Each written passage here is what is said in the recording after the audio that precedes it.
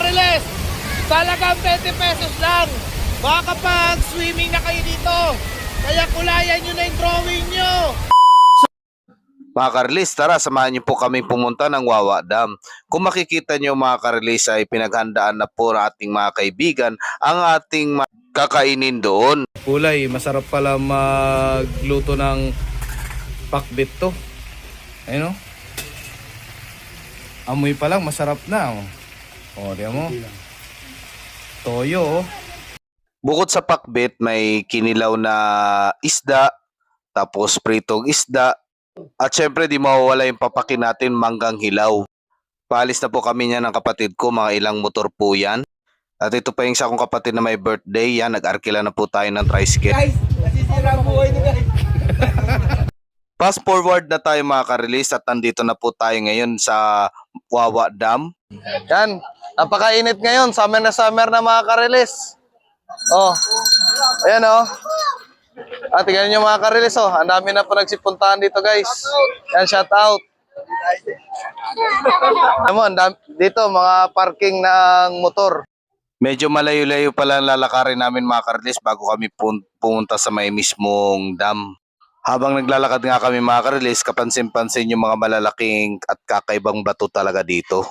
Maliit na kuweba at tanaw na tanaw yung maliit na falls dyan. Medyo mahaba pa ang lakarin natin mga Karilis. Yan po si Pulay, nagbubuhat pa ng tubig natin. Malapit na po tayo sa may entrance. Ang entrance fee nila mga Karilis is 20 pesos lang. Wow, Makakapag-swimming ka na talaga dito sa Wawa Dam. At nandito na tayo sa pinakababa ng Wawa Dam kung saan pwede po kayo mag-arkila ng bangka. Nandito na po tayo ngayon sa Wawa Dam. Ayan po, ang dami talagang nagsiswimming talaga dito dahil nagkataon talaga na long weekend. Kaya ayun, eto po yung ating mga kababayan. Talagang naligo talaga sila. Talagang grabe naman kasi talagang init ngayon at summer na talaga. Talagang para ka talaga nag-hiking. Biro mo, kawayan yung tinatapakan natin guys. Kaya doble ingat talaga. Kasi pag nagkamali ka dito, shoot talaga sa tubig. Ang dami talaga pumunta talaga dito sa Wawa Dam mga Karilis. Sakto talaga long weekend. At nag-arkila kami ng cottage. 250 pesos lang po siya. Dito tayo sa Wawa Dam oh. Oh, enjoy na enjoy oh. Salamat. At lumapit na po tayo dyan sa pinakaagos ng tubig ng Wawa Dam. Medyo lang mahirap lang ang pagbaba dyan mga Karilis. At mabato pa. Pero sulit kasi tingnan nyo naman yung ganda ng agos ng tubig.